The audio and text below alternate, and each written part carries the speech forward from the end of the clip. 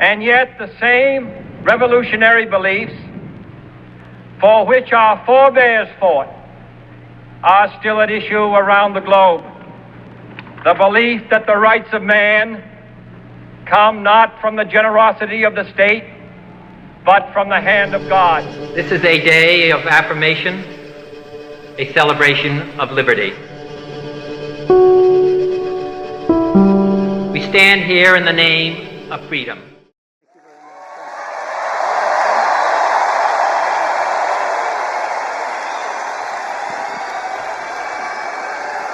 Thank you. Thank you, President Trump.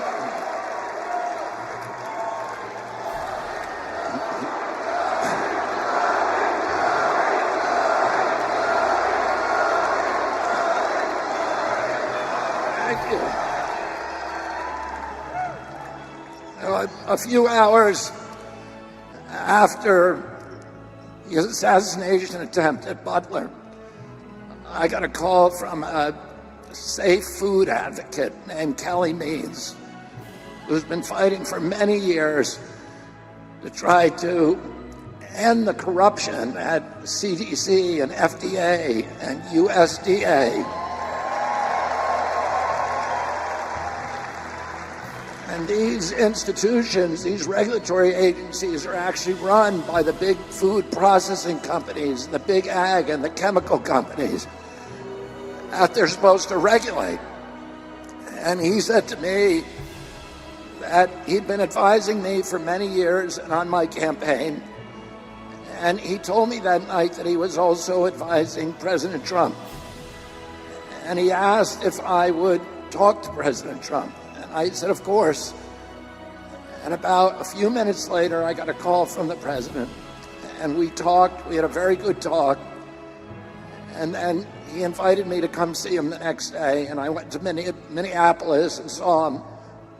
We met again a couple of weeks later in Florida. And we talked about, not about the things that separate us, because we don't agree on everything, but on the values and the issues that bind us together. And one of the issues that he talked about was having safe food and ending the chronic disease epidemic.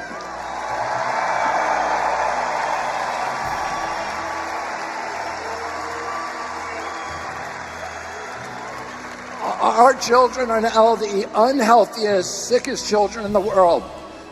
Don't you want healthy children? And don't you want the chemicals out of our food? And don't you want the regulatory agencies to be free from corporate corruption? And that's what President Trump told me that he wanted. He also told me that he wanted to end the grip of the neocons on U.S. foreign policy.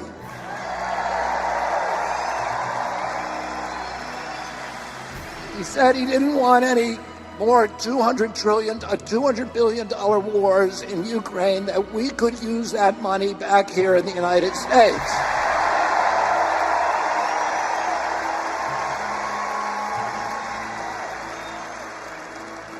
And the safest, the best way to build a safe America is to rebuild our industrial base and rebuild the middle class in this country. And don't you want a president who's going to get us out of the wars and who's going to rebuild the middle class in this country?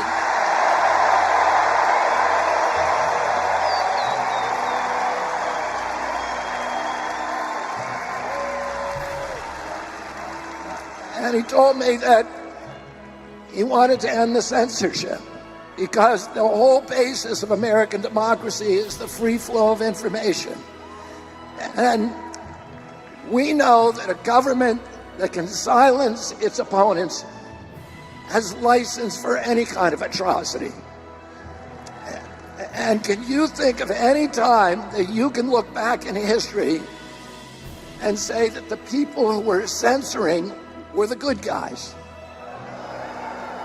They're always the bad guys, because it's always the first step down that slippery slope to totalitarianism.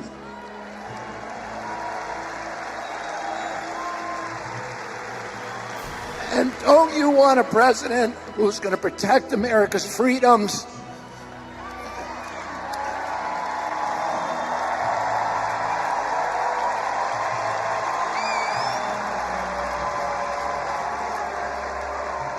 And who is going to protect us against totalitarianism?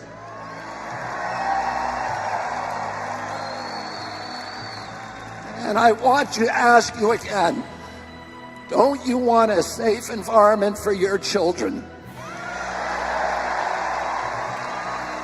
Don't you want to know that the food that you're feeding them is not filled with chemicals that are going to give them cancer and chronic disease? And don't you want a president that's going to make America healthy again?